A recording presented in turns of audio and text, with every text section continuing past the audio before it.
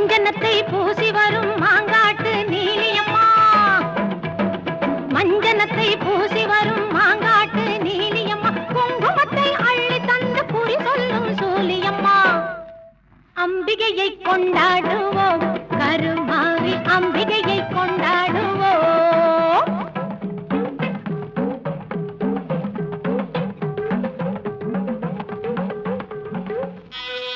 புன்னை நல்லூர் மாரியம்மா புகழை பாடுவோம்.